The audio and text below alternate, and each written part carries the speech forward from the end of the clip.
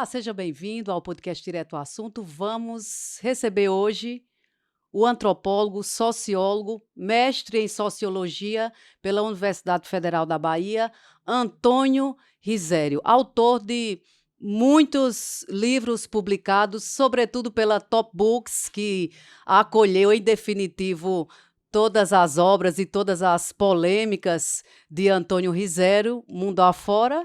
E Antônio Risério é, antes de tudo, um polemista, Risério. Você não está longe de colocar o querido Silvio Romero no bolso.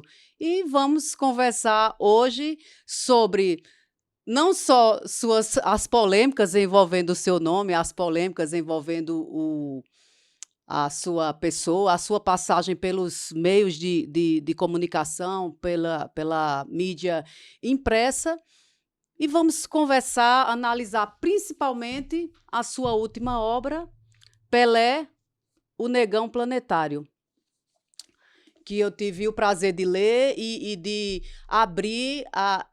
O teu livro foi um abrir de portas para mim em relação à importância não só de Pelé na história do futebol, Risério, mas principalmente em relação a como foi que o futebol, nos seus detalhes, contribuiu para essa construção da identidade nacional brasileira.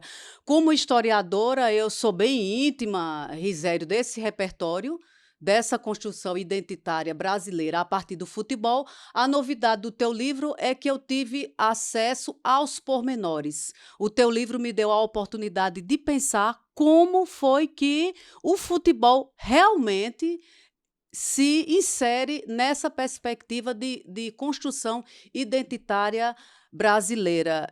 Risério, antes de tudo, eu comemoro o teu livro, comemoro o sucesso, Neumann, que faz o livro do Risério. Seja bem-vindo, Risério. Seja bem-vindo, Antônio Risério, antigo militante de esquerda de verdade, não é essa esquerda falsinha, não, identitária. Por que é que esses militantes de esquerda, seus antigos companheiros no Brasil, sempre exigiram de Pelé, seu protagonista, posições políticas semelhantes às deles, chegando ao ponto de muitos criticarem, até em público, o fato de ele não protestar quando era chamado pelo apelido que considerava carinhoso de crioulo. E olha que isso ocorreu muito antes desta onda identitária. Na verdade, a esquerda tem um problema com todo mundo que discorda dela. A determinada esquerda, porque a esquerda são muitas, mas tem sempre uma esquerda hegemônica. Você vê isso o paradigma é o stalinismo, que tratava os trotskistas de agentes do imperialismo americano, de hitleristas até. Tratar Trotsky como hitlerista é o absurdo do absurdo, mas faziam. Como fazem hoje aqui, comigo eles fazem na universidade me falar que eu sou de direita, que eu sou bolsonarista, que não sei o quê.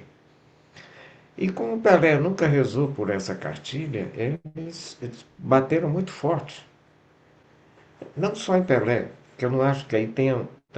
Também uma vez me perguntaram, tem um componente racial, porque Pelé era preto? Eu falei, não, porque o mesmo ataque era feito a Roberto Carlos.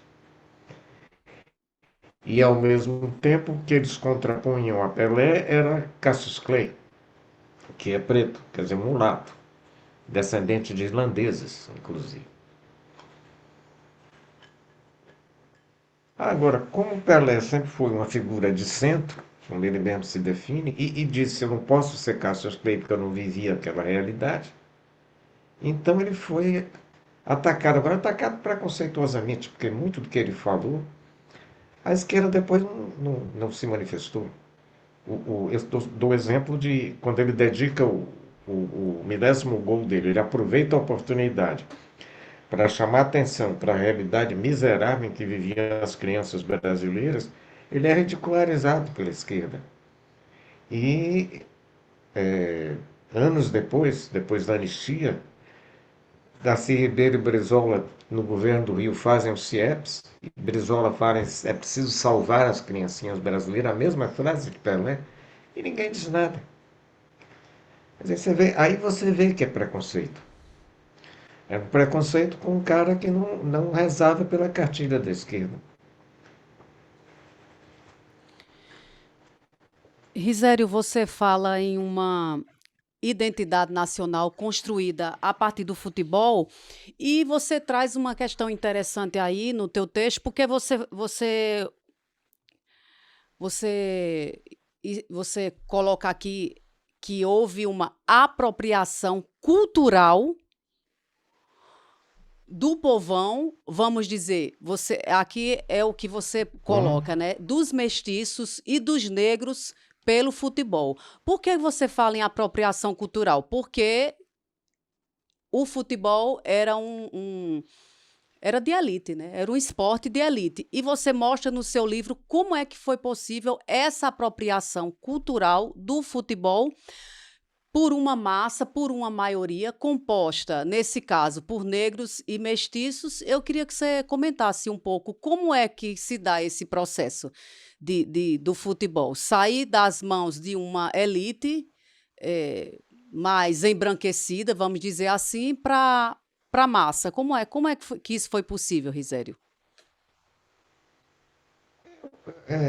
Eu acho, em primeiro lugar, que não foi muito distante, não. Foi mais ou menos na mesma época. O Charles Miller chega no Brasil, trazendo duas bolas, uma coisa assim, vai, junta os amigos dele, engenheiros, etc.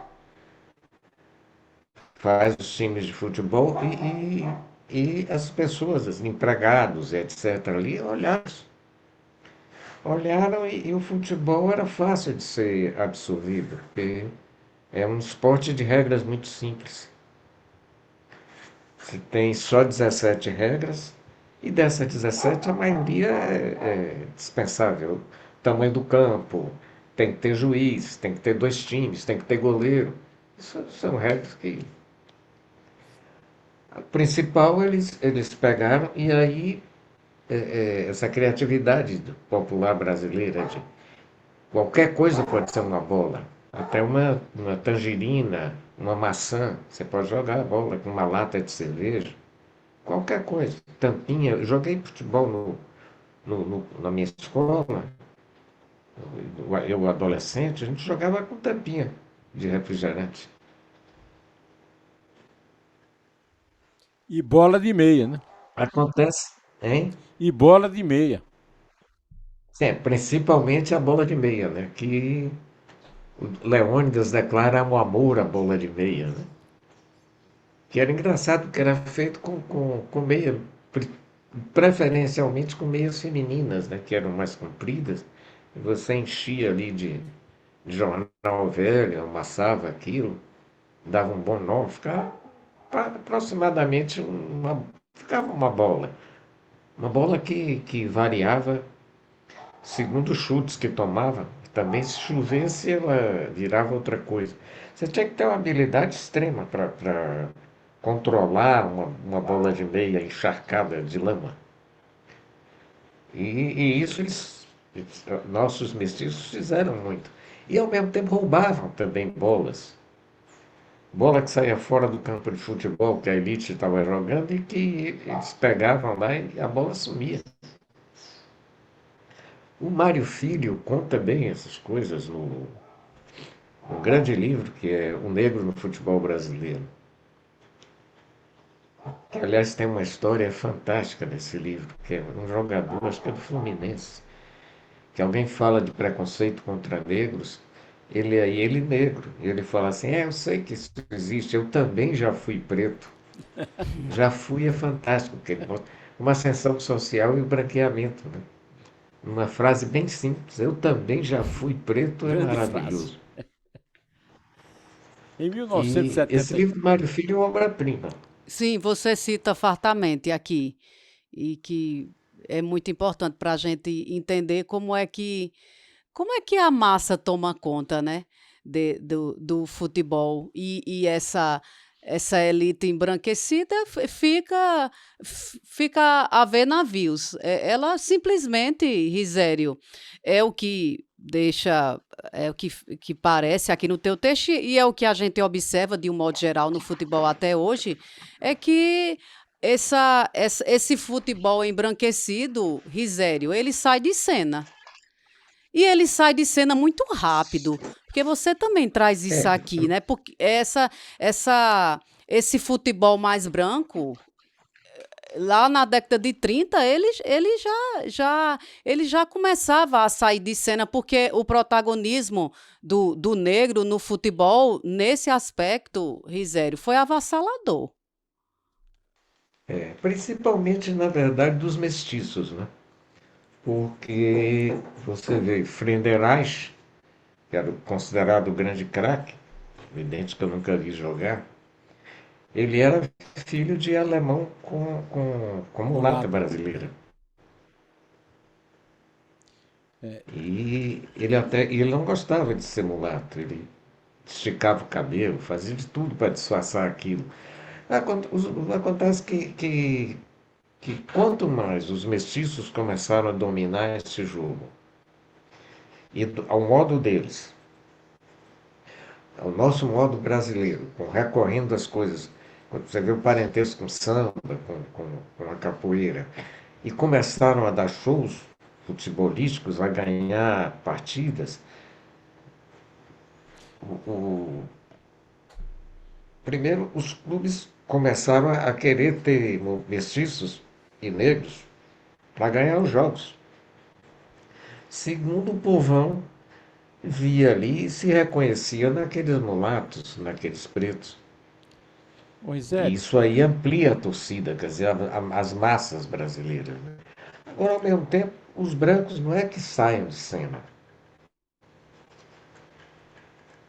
Eles passam a jogar junto com essas pessoas.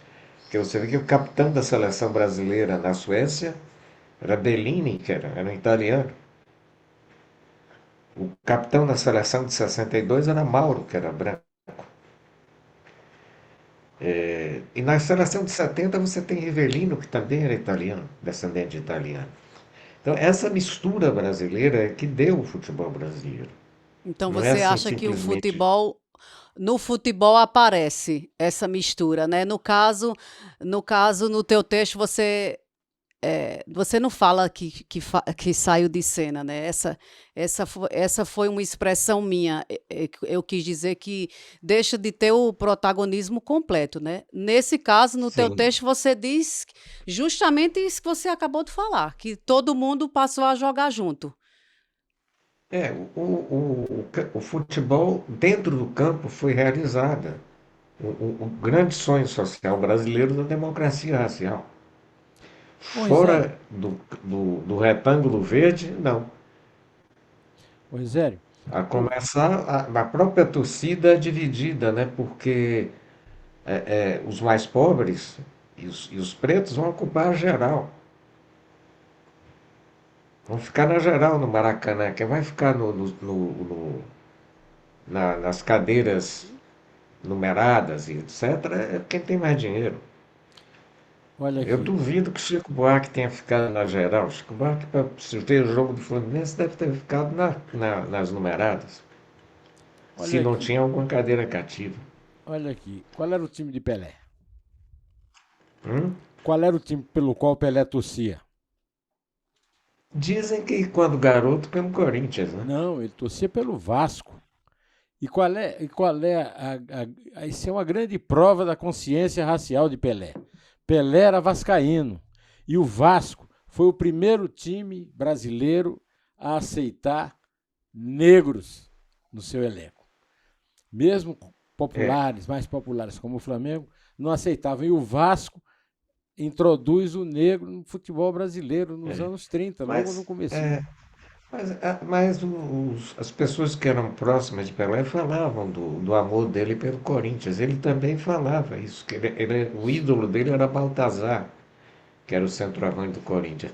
Essa coisa do Vasco, não só o Vasco, não.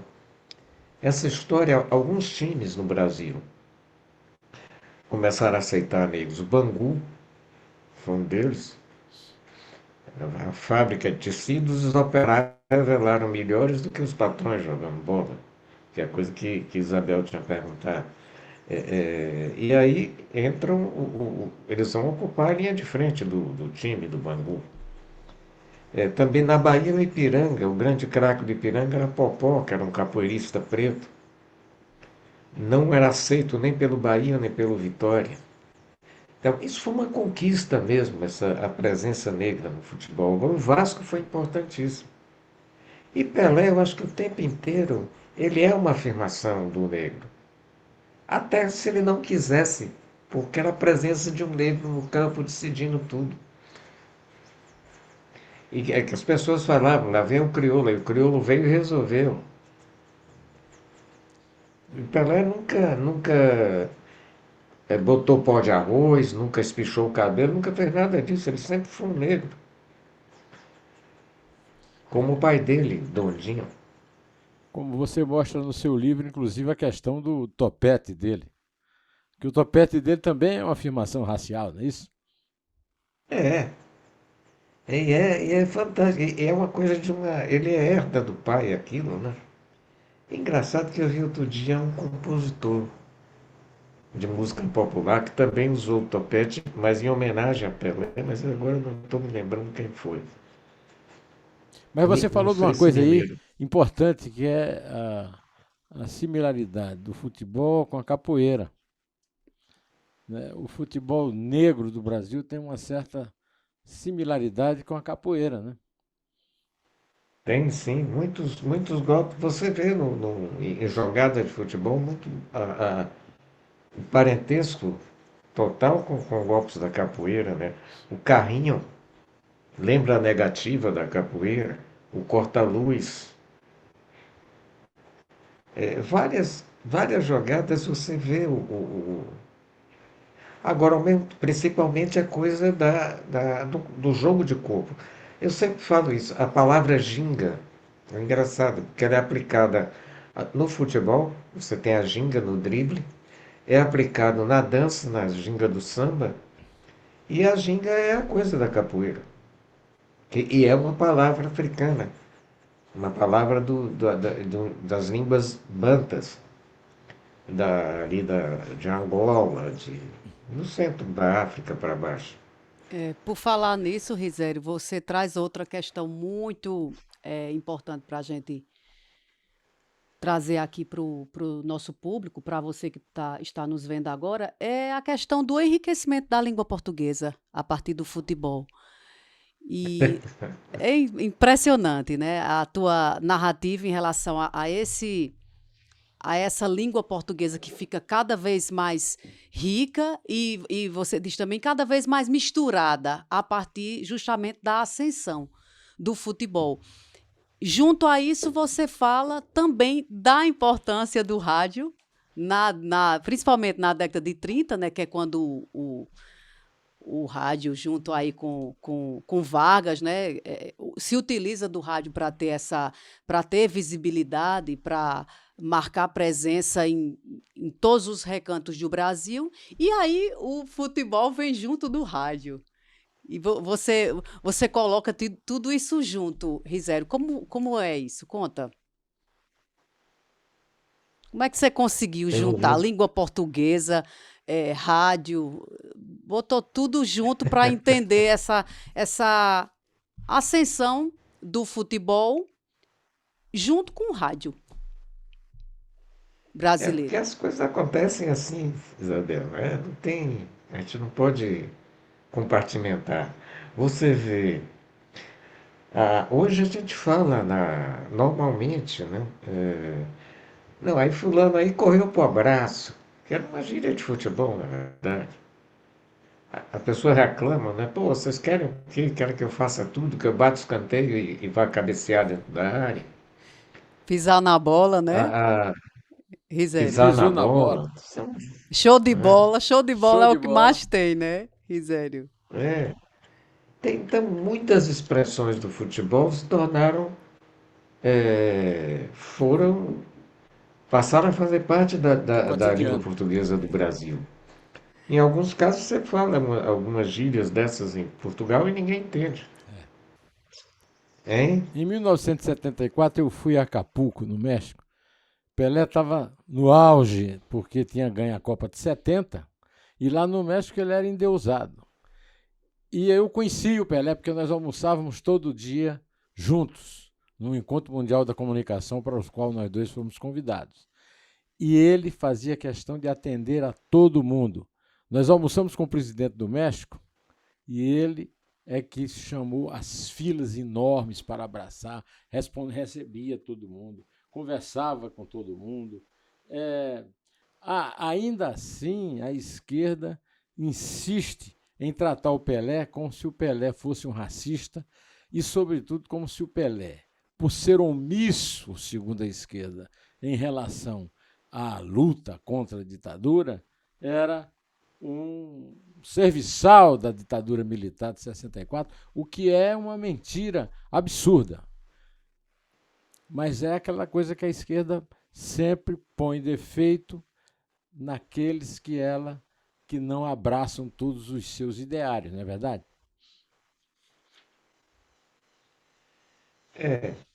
Esse negócio da esquerda no Brasil é fogo. E não é só no plano de militância política, não. Você olhar assim, o que a sociologia marxista,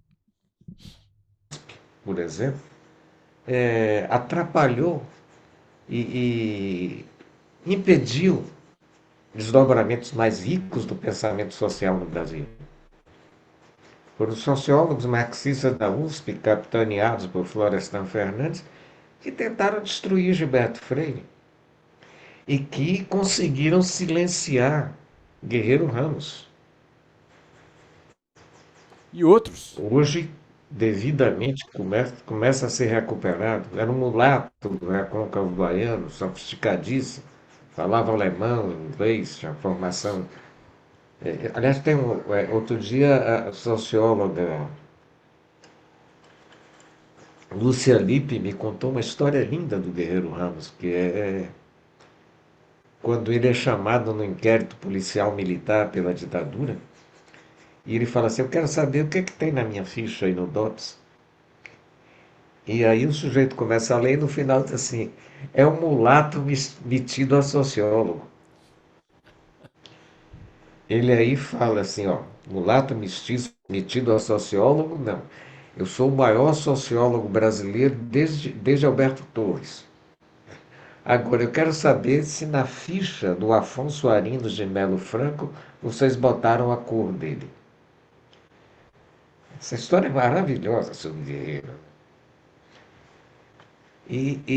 Mas o que eu quero dizer é que a esquerda poderia ter destruído muito mais coisas no Brasil, nesse plano da criação estética e cultural do povo brasileiro. Do futebol, da música popular. A esquerda apoiava Roberto Carlos e a Jovem Guarda, né? Como atacou o João Gilberto violentamente. Embora o personagem central da crítica de música de esquerda no Brasil, Tinhoran, se revelasse depois um grande pesquisador, Sim. pesquisando festas no Brasil colonial, um livro excelente que ele tem, O É, Negro em Festas e Portugal. Utopias, né? Eu já li, já. Muito bom, maravilhoso. Tem a música popular no romance brasileiro, é uma tremenda pesquisa dele Uhum, também. uhum, uhum. Mas nessa época era aquela coisa de. Como teve nos Estados Unidos também, na esquerda tudo era folk music. Aí quando Bob Dylan vai, bota uma guitarra elétrica, é vaiado, vendido ao capitalismo, não sei o que. Até o Právida, jornal de Moscou, diz que Dylan era um sujeito faminto por dinheiro. Você cai em desgraça, porque a esquerda é maluca nisso. Ela faz uma. E a leitura que ela tinha do Brasil na época é completamente louca.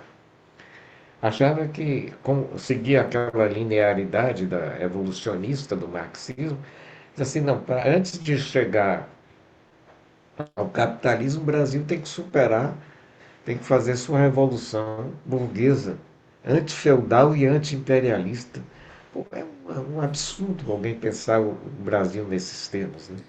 Risério, pelo que E você fala aí, você ainda se considera de esquerda, Risério? Apesar de tudo? Você se considera um sim, homem de esquerda? sim, me considero, acima de tudo, um democrata. Então eu teria que ver uma coisa, mas como eu vejo a esquerda com um sinônimo, vamos dizer assim, de grande preocupação social, de prioridade na questão social, e a fome e a miséria me afetam muito, nesse sentido, meu coração está na esquerda. Aliás, o Carpo disse isso, que o coração fica na esquerda. É. E às vezes mas, por exemplo, daí a minha dificuldade de aceitar o PT como um partido de esquerda. Porque olha as alianças políticas de Lula, olha as concessões. No Brasil não houve, na verdade, uma alteração significativa em nada, no sentido de esquerda que eu penso, durante os governos petistas. Ah, você ouve, você vê um aumento, por exemplo, do poder de compra dos mais pobres, o que é maravilhoso. Agora, não uma redução das desigualdades sociais, que isso nunca aconteceu. Em qual momento você se distanciou, Hoje, Risério, do PT? Porque hein? você fez parte do primeiro Lula, do Lula 1. Em qual momento você se distanciou e por quê? Ainda fiz a campanha do 2006 de Lula, mas já com o pé atrás. Depois eu vim fazer em São Paulo, fui para São Paulo fazer a campanha de Haddad para prefeito. Eu já tinha feito a de Marta Suplicy em 2008, fazia de Haddad em 2012. Ali eu já estava fazendo de uma forma, digamos assim, só profissional. Porque enquanto eu fiz a primeira campanha de Lula em 2002, por exemplo, eu não olhava assim uma coisa, estou fazendo marketing político. Não, eu era um militante político. Eu não era uma coisa profissional. E para mim era militância. Estava levando para a massa a minha militância política, através de programas de televisão, de comerciais, de outdoor, de panfleto, de tudo. Depois, ali depois do, do que hoje Paulo fala da maldição do pré-sal, que é engraçado, aliás, porque agora esse negócio da margem equatorial na Amazônia, a discussão mesmíssima do pré-sal naquela época. O pré-sal era o passaporte para o futuro. Dilma foi um governo vergonhoso. Eu me afastei ali, em 2011, antes do aniversário de São Paulo. Eu dei uma entrevista para o jornal Estadão, em que eu critiquei brutalmente a política petista para as cidades brasileiras. Era o momento da maior crise urbana na história do país e era nessa mesma conjuntura, Lula, a única novidade administrativa que o PT tinha criado, que foi o Ministério da Cidade, ele tirou de Olívio Dutra e deu aquele deputado ladrão de Pernambuco, Severino Cavalcante, entrou com 6 votos no Congresso para não ter impeachment. Aí, ali começa um negócio esquisito. E o, chega a ter momentos em que o Zé de Alencar, que era o representante vamos dizer assim, da linha Geisel no, no governo do PT, o, o Zé de Alencar fica mais, às vezes, à frente do que as posições do Lula. Lula vai se revelando cada vez mais o que o Delfim Neto tinha falado, que era um sindicalista malandro. E, ao mesmo tempo, eu me aproximei nessa época, 2010, 11, ali, do Eduardo Campos. Eu tinha muita esperança no que o Eduardo pudesse vir a fazer. Ele não era um cara assim que tivesse uma coisa chapada à esquerda, ele era um centro-esquerda, assim. Seria um cara mais próximo do, digamos, de João Goulart do que de Brizola. Aí você vê o que Neumann falou no instante sobre a esquerda atacar as pessoas. Aí você vê também como era a leitura que a esquerda fez depois de Leonel, de João Goulart, apresentar ele como covarde, como não sei o que, um sujeito grandioso como Goulart. O Getúlio Vargas dizia assim: eu quero ajudar esses burgueses burros e eles não entendem. Com muito mais razão, Goulart podia ter falado isso. Que as reformas de base eram a modernização do capitalismo brasileiro. E aquilo que vai estar no. Na verdade, vai ser reproduzido depois no governo de Lula. No fundo, todos vão pelas reformas de base de Goulart. Não tem nenhuma novidade no Quem foi que pôs, cortou um pouco, no que Cortou as fazem. Guizério, que você das reformas de base? Você falou em Fernando Henrique, foi isso? Sim, eu digo que as reformas de base do João Goulart, elas que estão ali, vão ser reproduzidas na ação presidencial do Fernando Henrique e nas políticas sociais do PT. Você vai encontrar no reforma agrária, educação, todas aquelas coisas que se falava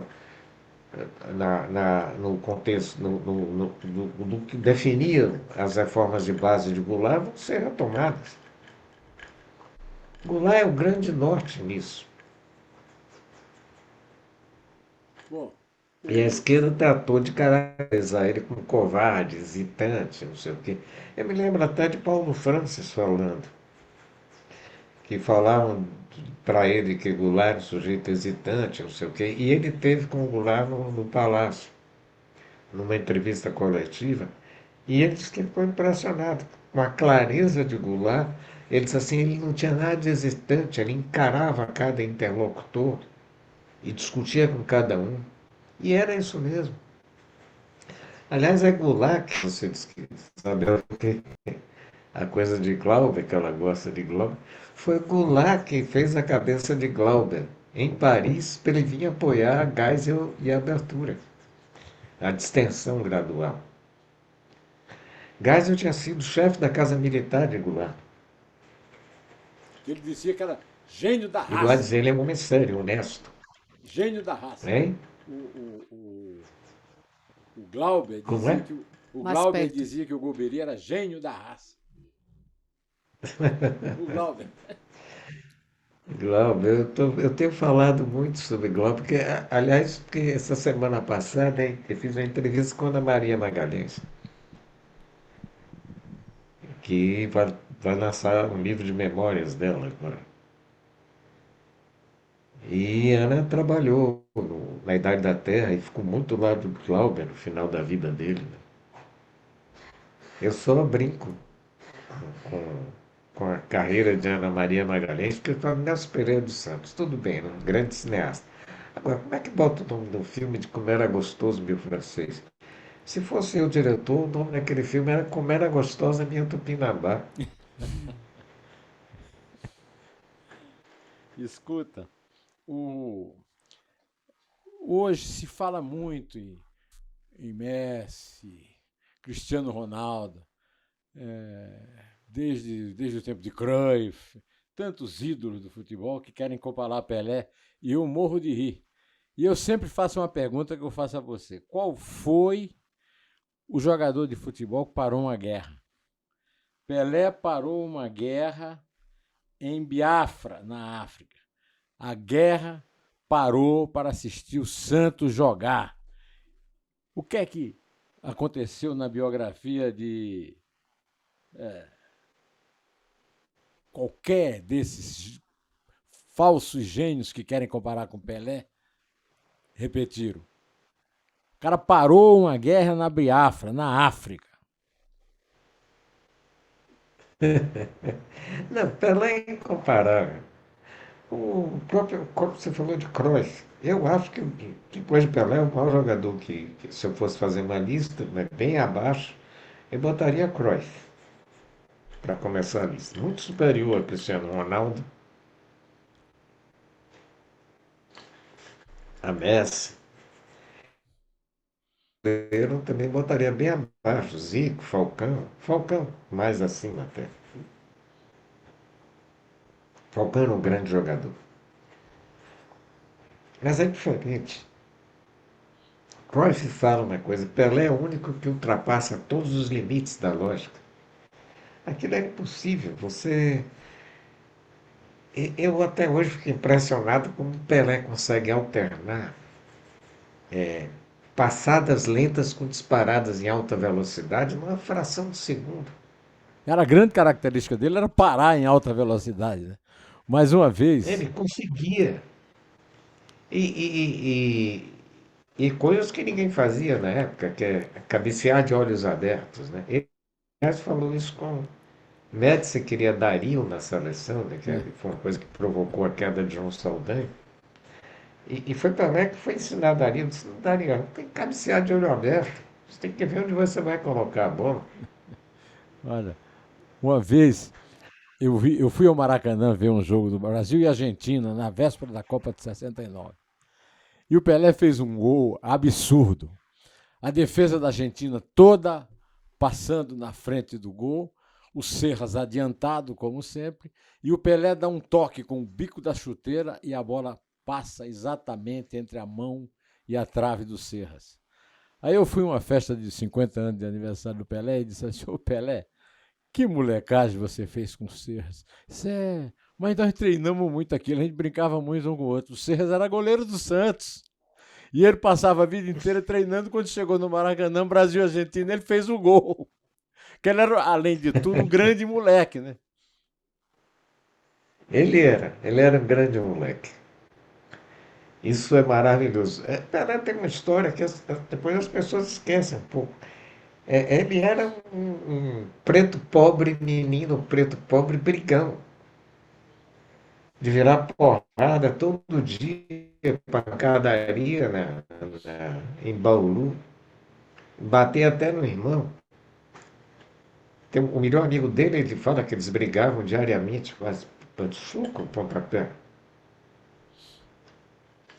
Aliás, inclusive depois Pelé foi aluno, estudou judô e também capoeira e karatê, né? Tem até a entrevista dele no Pasquim, tem um show de reacionarismo progressista do Ziraldo, falando bobagem o tempo inteiro para Pelé. Pelé começa a entrevista dizendo assim, eu vim aqui e vou dar um pau em vocês, eu luto karatê e capoeira. É a abertura da entrevista essa. E ele batia pesado. Pelé nunca foi nenhum. Ele era um moleque que se divertia com muita coisa e, ao mesmo tempo, era um sujeito que encarava fisicamente as. Tinha coragem física, né? E era o único deles A todos, reunião daquele. Hein? era o único deles todos que foi chamado de rei. Em 1958, ele tinha 17 anos, um jogo Santos e América. Ele estraçalhou o jogo, aí no dia seguinte, o Nelson Rodrigues, gênio da raça, escreveu: esse cara sabe que é rei. Logo em seguida vai a Copa, tira a França da Copa e os franceses passaram a chamá-lo de Le Roi de Football. Eu procurei no computador qual foi o jornal francês que criou. Agora eu sei que foram os franceses que inventaram Le Roi de Futebol. E ele realmente, continua sendo o rei do futebol.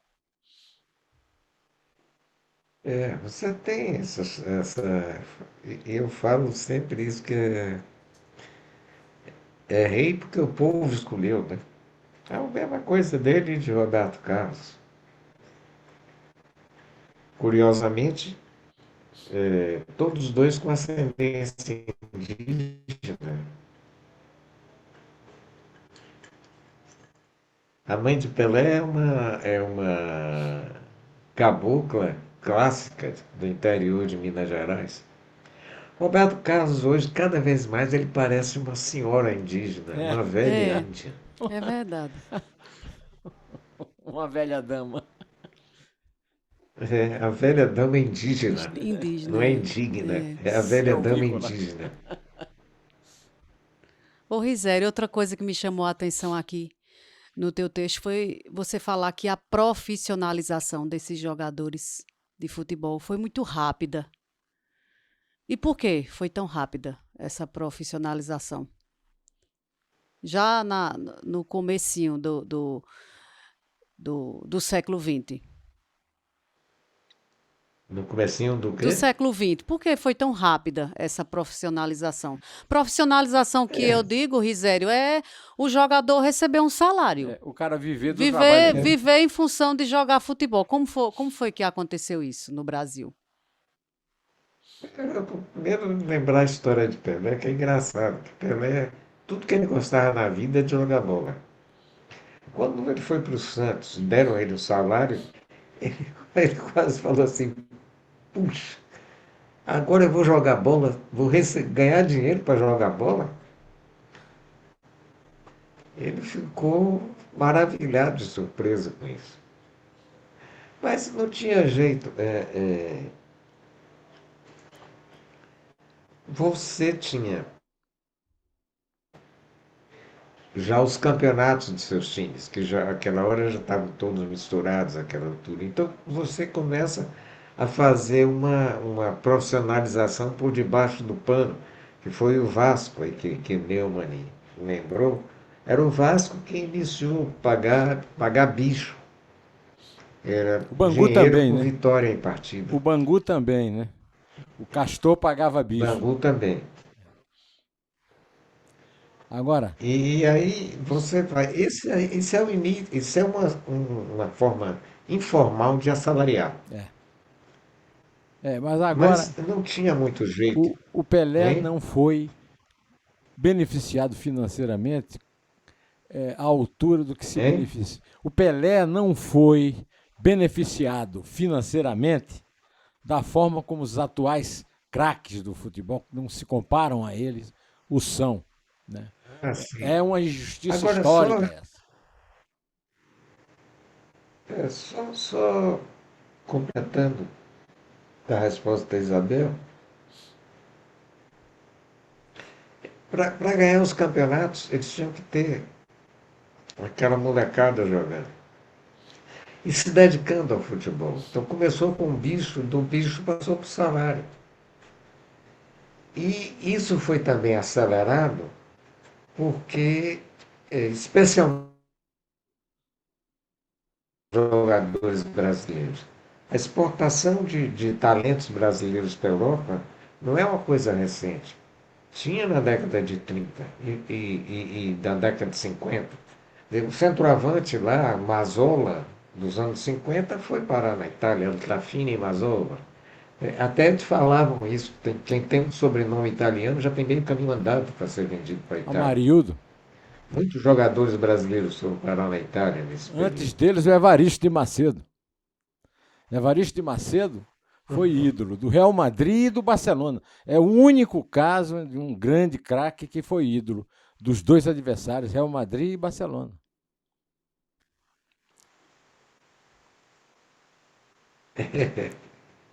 Agora, o que você tinha falado foi assim, Pelé não Não se participou desse beneficiou período, foi tanto isso? quanto os jogadores que Ah, hoje dos ganham atuais. fortunas. Sim, depois virou essa loucura, né?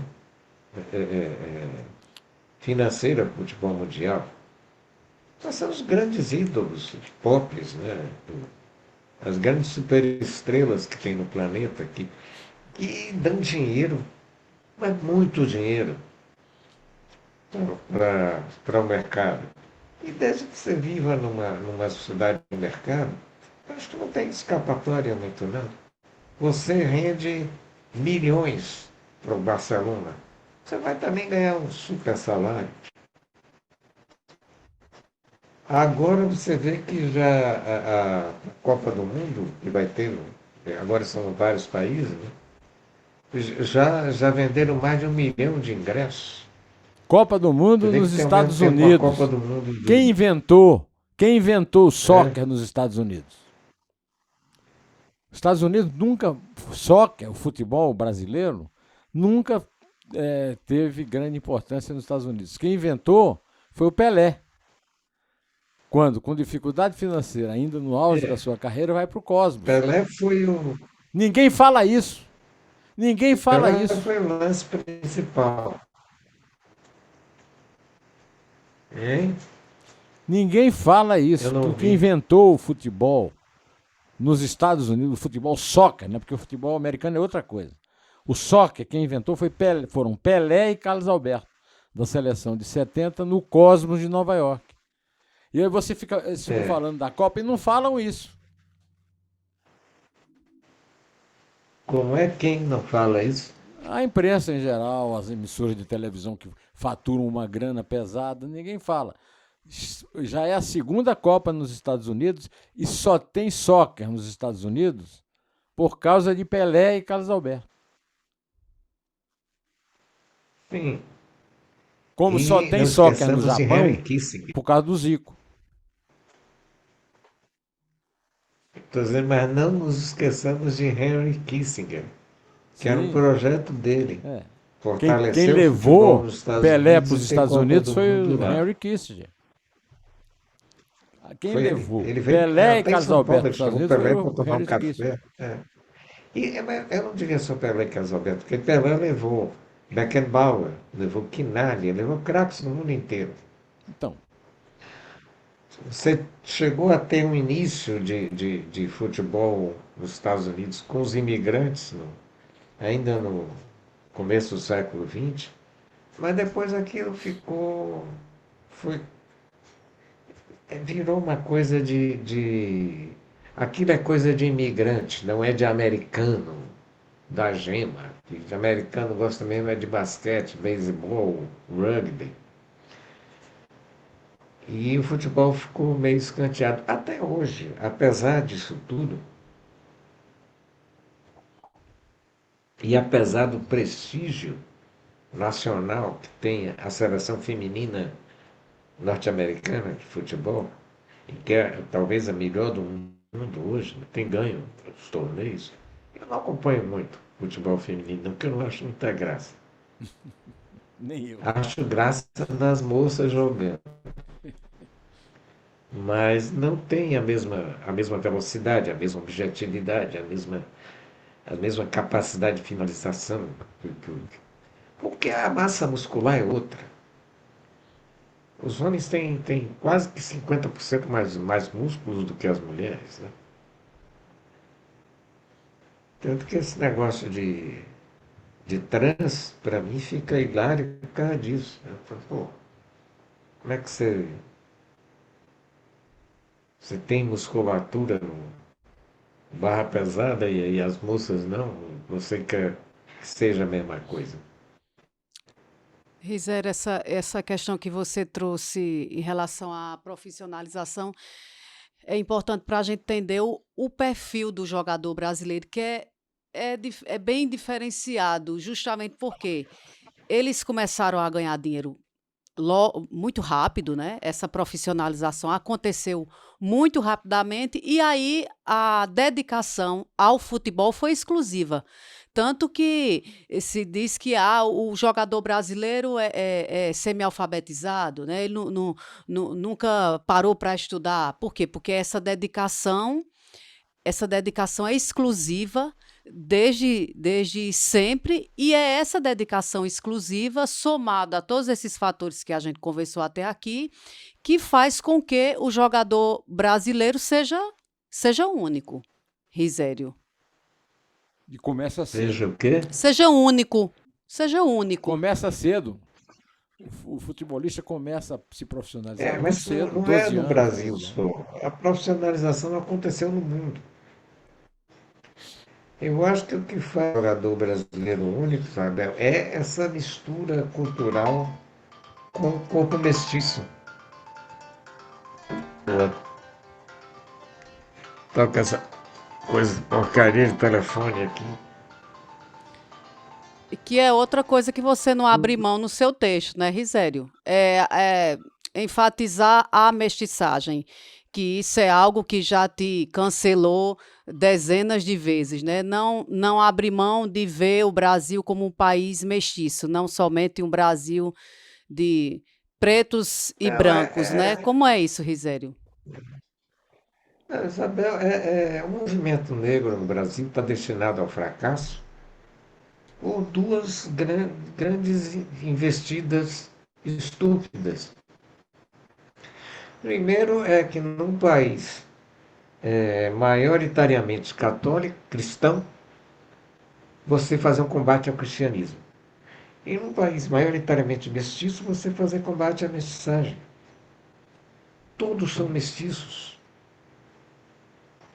Querer trazer para. Porque a divisão do mundo. O único país do mundo que não admite oficialmente, nem informalmente, a existência de mestiços são os Estados Unidos.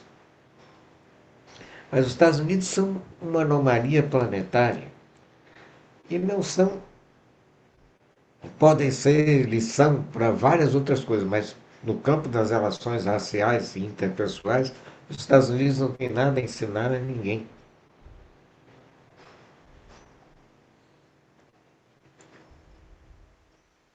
O, voltando à coisa dos jogadores brasileiros que a gente estava falando, né? Quer dizer, é o corpo mestiço, é um corpo bem desenhado, com cintura, com o jogo de pernas. E se você olha Ronaldinho Gaúcho, e o Brasil é isso. Essa é a população, a grande maioria da população brasileira. Nós somos todos mestiços.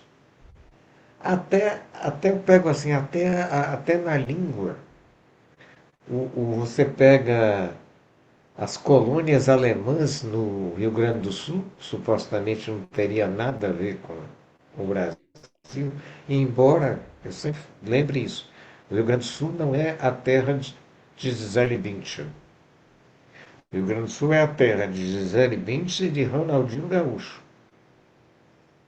E de Lupicínio Rodrigues, aquele mulato que frequentava os candomblés de Porto Alegre. Porto Alegre tem muito candomblé.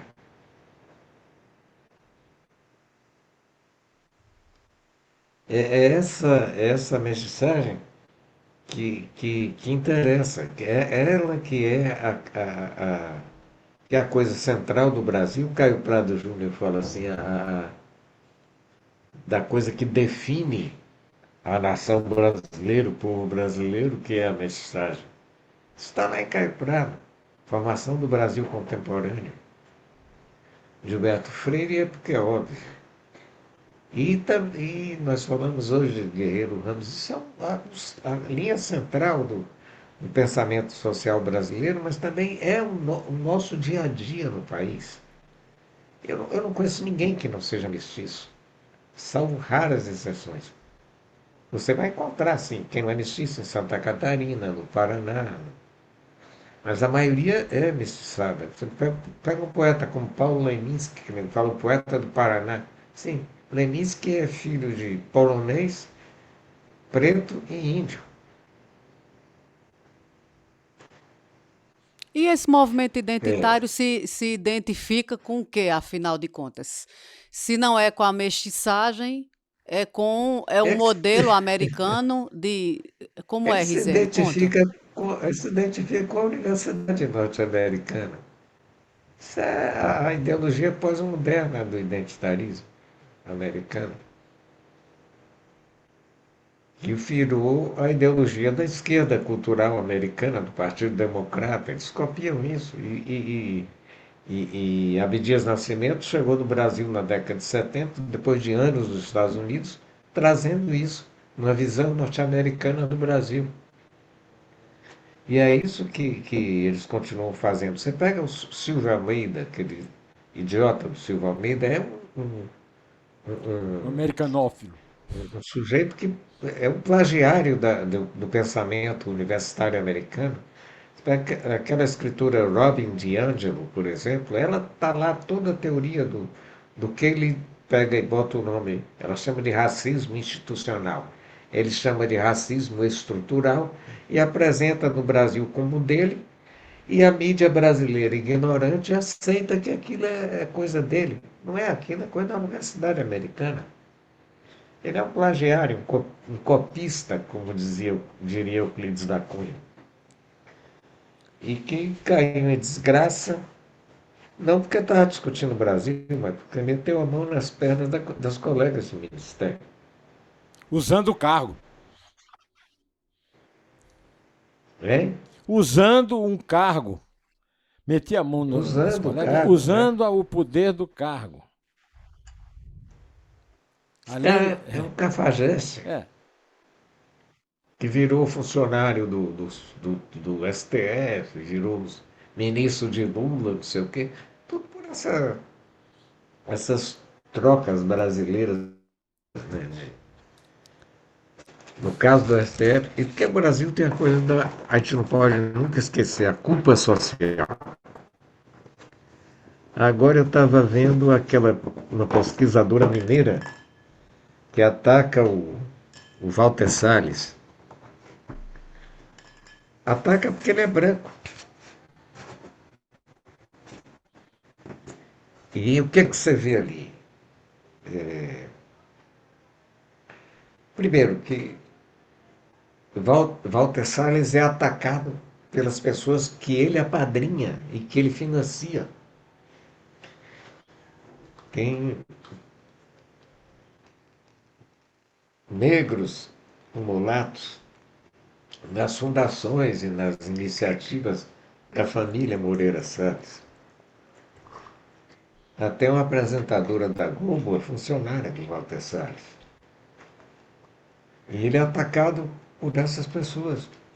E de um lado fica isso, inclusive contrariando o que diz o Norman Finkelstein, você vê que os identitários podem morder a mão que alimenta eles. Sim. E, de outro lado, o Walter Salles, que é a linha de frente da culpa social brasileira. Essa mesma culpa social que vai fazer com que rentistas, banqueiras, com Bia Bracha, com as meninas da família Mariana, e vão financiar vão financiar o Boulos na prefeitura de São Paulo, candidato a prefeito de São Paulo. Dinheiro de banqueiros. Essa é a situação meio complicada disso. Risério não abre mão Mas eu dessa. não me. Sim, Risério. Hein? Você não abre mão É o de. quê? Você não abre mão dar ênfase a esse Brasil miscigenado. Você não abre mão de falar determinadas palavras que estão totalmente canceladas do repertório, né, como mulato, crioulo. E, inclusive, isso foi motivo para você deixar até de escrever na Folha de São Paulo. Me lembro demais da polêmica em 2021. Eu acho que era relacionada a esse livro aqui, As Sinhás Pretas na Bahia, Suas Escravas, suas joias. Esse e outros, né, que você já escreveu, tudo é editado pela Top Books, Mestiçagem, Identidade e Liberdade. Isaac tá. E a crise política identitária. O que eu percebi é que naquele momento você foi cancelado geral, Risério. E não é o que parece agora com o Pelé, o negão planetário. O que foi que mudou, Risério, de 2021 para cá? O que foi que mudou? Agora eu acho uma coisa que o identitarismo começa a conhecer, a sentir o gosto amargo do declínio. E Aleluia! acha não, Aleluia! que acha que isso começou nos Estados Unidos em 2020. É verdade. Greg Lukianoff fala a mesma coisa. Devemos muito ao Trump. E isso começa a acontecer no Brasil também. Começa essa coisa começa a sair de moda. Não vai desaparecer assim, porque o último reduto vai ser a bolha universitária. E durante anos vão sobreviver as cidades brasileiras. Não sei, pode botar, sei lá, 100 anos nisso. Porque eu, adolescente, eu conheci velhos comunistas. Um deles uma vez disse assim, eu nunca traí Moscou. Mas, porra, e a filha dele se chamava Svetlana, que era o nome da filha de Stalin. Isso não vai acabar, mas isso está experimentando, eu falo isso, sua maré vazante. Eu até vou, vai sair um livro meu agora, por uma editora daqui de São Paulo, chama Adeus Identitarismo, A Hora da Maré Vazante, mostrando como isso está acontecendo em várias direções. E você A vai ser recusa das o mulheres prefaciador, né? E você vai ser o é, prefaciador, né, Risério, desse livro? O livro é dele. é o que, Hein? É o Isabel? teu. Ah, o livro é É o dele. dele. Ah, como é Adeus? Como é o nome do livro? Adeus? Adeus Identitarismo, A Hora da Maré Vazante. Esse vai ser Não, o vai... prefácio é escrito por Wilson Gomes, Muito bem, muito meu bem. querido Wilson Gomes, que escreve na Folha hoje. A Folha me sacaneou brutalmente, porque eles pegaram, não me deram direito de responder nada e ficaram publicando diariamente ataques a mim. Aí eu pedi o direito de me defender. Escreve um artigo, escrevi, mandei. Eles aí me mandaram um questionário policialesco enorme. É, Identifique fulano de tal em tal foto. Ai, terrível. Por que você está usando essa expressão? Porra, eles nunca fizeram isso com o Fernando Henrique Cardoso, nem com o Silvio Almeida. Eles me bloquearam, eles me censuraram. E ficam com cinismo de dizer assim, não, que você publicou antes no Facebook. Eu não publiquei antes. Quando eu vi esse questionário policialesco da censura da Folha, eu escrevi para o Sérgio Dávila. E falei com ele que estava sendo censurado e tudo, e que eu ia publicar no Facebook por causa disso, que eu não tinha outro lugar. E publiquei no Facebook, aí eles dizem, ah não, ele já publicou, então nós não vamos mais, porque não é inédito o artigo. Isso é um cinismo total. Muito, assim, canalha comigo. Agora estão sendo canalhas com ele mesmo, Mas, com eles enfim, mesmos. esses caras quiseram me destruir, mas não conseguiram.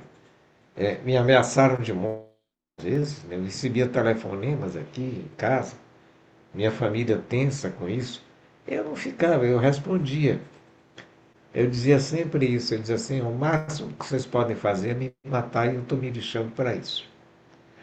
Eu vou morrer Agora, também mesmo? ao mesmo tempo eu chamava de noite, Eu vou morrer mesmo? eu tenho, hein? Você diz o seguinte: eu vou morrer mesmo? Ameaça de morte. Bom, é o máximo que pode acontecer. Não tinha preocupação com isso. Agora, claro que eu me protegi, eu tenho 3 pastores aqui em casa. Teseu, Hannah e Vera. Eu pegava eles 3 de noite, eu liberava para circular na casa e dizia, ó, se algum filho da puta quiser entrar aqui, vocês sabem, da canela para cima tudo é pescoço. Ô, Risério, deixa eu te fazer a última. Apenas uma observação. Quando você fala em mestiçagem, a mestiçagem, Risério, não exclui o conflito. Eu vi uma conversa sua em outra oportunidade que o movimento identitário dá muita ênfase à questão do conflito, tá? Mesmo assim, quando você fala em mestiçagem, você não exclui o conflito. Eu não acho que você exclui o conflito, Risério. Eu acho apenas que você olha essa mestiçagem a partir de outras possibilidades. Você diz, espera, não foi só o conflito. Risério, eu estou errada, Risério? Não, não, é isso mesmo. Quer dizer, mestiçagem não implica harmonia social. Nunca implicou em lugar nenhum do mundo. Ao mesmo tempo, você cria uma aproximação. Eu nunca me esqueço do Marek Edelman. Foi comandante daquela revolta judia nos guetos de Varsóvia, quando criaram o Estado de Israel.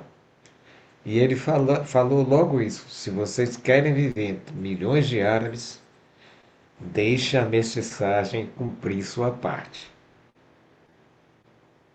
Ele sabia do que estava falando. Gilberto Freire entenderia perfeitamente. Mestiçagem não tem nada a ver com democracia racial.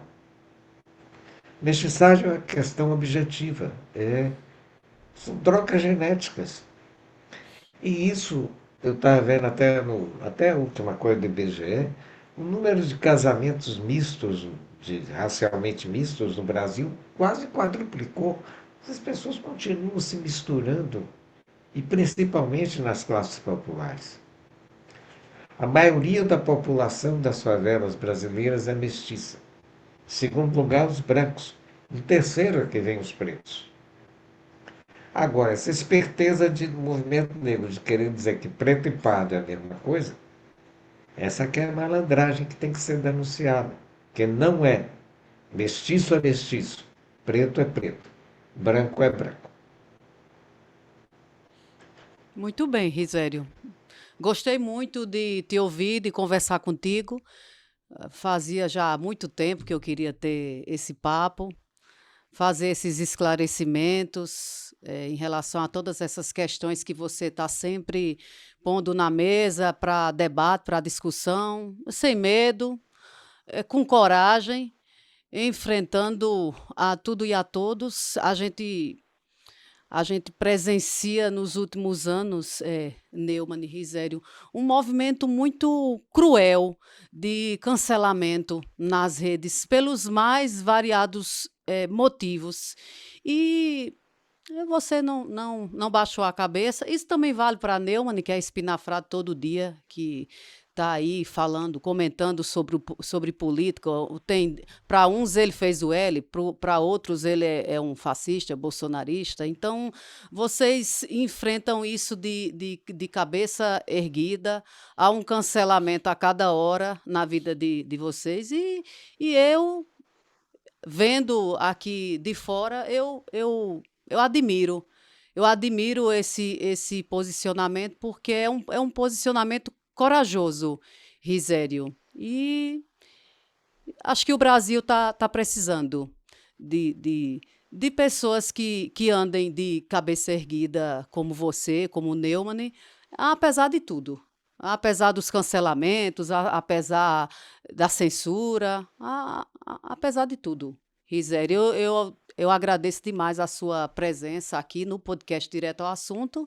Espero que tenhamos a oportunidade de uma conversa ao vivo e a cores, Risério. É isso aí. Muito, muito obrigada, Antônio. Quero também agradecer muito. É para mim uma grande alegria entrevistar você, porque não é fácil achar uma cabeça aberta e repleta como a sua. Eu, pensando no que Isabel disse, assim, eu me lembro de um negócio, uma coisa linda Steinbeck, John Steinbeck, no romance dele chamado The Moon is Down, que ele fala que as pessoas que seguem líderes, ele fala assim, essa massa de manada, elas podem ganhar as batalhas, mas nunca ganham as guerras. Quem ganha as guerras são os homens livres. E é isso. Muito bem, Risério. Nós Adorei. somos livres.